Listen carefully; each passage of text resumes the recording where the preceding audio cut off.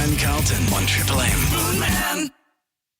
A week ago today, the Premier and Treasurer, Peter Gutwein, handed down the state budget. For those wondering, I did speak with his office yesterday briefly. He is okay. The tests that they've done have come back negative, and he is recuperating at home for a few days yet. Should be back on deck next week, which is all good news. Now, the reason I mention that is one of the issues that seems to have, not quite got the attention that it once did, was the disability education area. Now, we, as you know, we have a significant number of kids with a range of disabilities who need to get the best possible education we can provide them.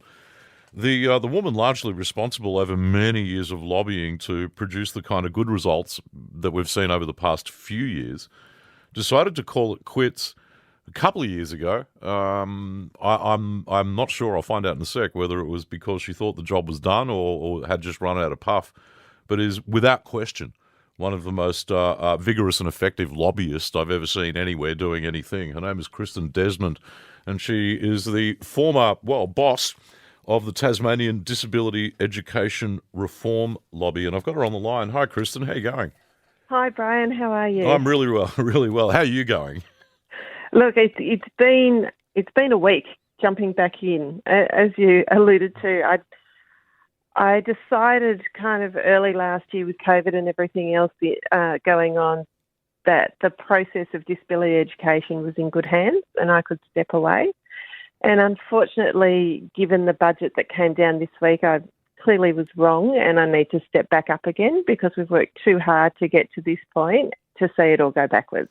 You were particularly successful at getting good outcomes when Jeremy Rockcliffe was the Education Minister. Has the change of minister had an impact on this, do you think? Look, I think it does because the new minister has to take time to get their head around what's actually going on, and they have their own focus too. So from my point of view, I take nothing for granted, and I can only work on what I'm seeing and hearing, and unfortunately I'm not seeing and hearing anything that's got a disability inclusion focus. Gosh, because the last time we spoke when you were formally still running the Disability Education Reform Lobby, it was sort of champagne all round. You'd managed to achieve the sorts of funding, staffing and support arrangements that a few other states were able to do. What's happened? What on earth happened? Why is it bad enough now to come back in? Look, I think part of it is what sometimes happens with government is they do we've ticked that box exercise, and I'm just concerned that's where we've landed now. So they may have implemented a new model and we may have had some funding there, but in this budget there's no funding line for students with disability or the new funding model, so it's been put back into the budget line for education, so there's no transparency there now. I'm hearing from parents that the way the new model's been implemented, it hasn't been done as well as it could be, and the government seems to be standing firm that they're not going to review it until post-2022, and I just think that's too far away. We can't afford for this model to fail. We put too much work into it. You are perhaps best placed to describe what sort of good outcomes were achieved under the funding model that you managed to organise while you were lobbying the government. What's happened since on the ground? What sorts of things are happening to the kids we otherwise thought were going to get the education they need? Well, what's been happening is that the messages coming through just aren't right. So I've used the example before of NDIS participants. Kids whose parents are telling me they don't qualify for the new funding model. Now, I know that's not true. So there's got to be a level of transparency that isn't happening. I know parents are being asked for a diagnosis before a funding application will go in, and I know that isn't how the model works either.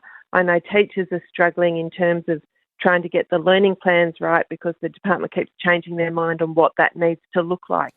And what that means is that those learning plans, which underpin everything and should be collaborative between parents and any of the allied health professionals working with the students, that collaboration and talking isn't happening. And if we don't get that right, the whole thing falls over. It doesn't become nation leading anymore. It becomes a bit of a white elephant, and I'm determined not to let that happen.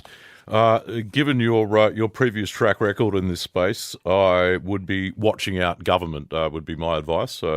Kristen Desmond's back in the game, and you're about to get, well, some serious lobbying.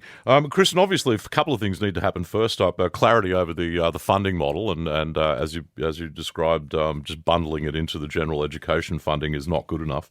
And then there's the calls for a review into the process as it stands now, with what a view to looking at what we need to do as the next step, and the step after that, and the step after that. Is that kind of the plan, roughly?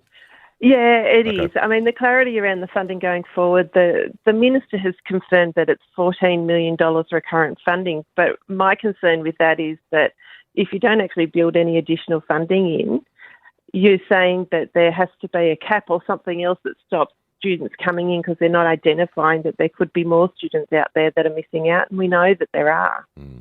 Kristen, you and I will stay in touch on this one. You did such magnificent work before. I wish you all the success this time around too. It's just a shame you have to do it. Thank you. Thanks, Brian. Really appreciate your support. No, totally. No problem at all. There are vulnerable people in our community, and one of the things that a rich and arguably sophisticated civilization like ours does is takes care of those who are most vulnerable. And there are fewer, most vulnerable citizens, or more vulnerable citizens than young people with disabilities. Think about their potential. We've all seen it at the Olympics, the Paralympics rather, over the past couple of weeks now. Don't underestimate the potential of these people. And for those wondering what sort of skin in the game Kristen has, she has 3 children on the autism spectrum.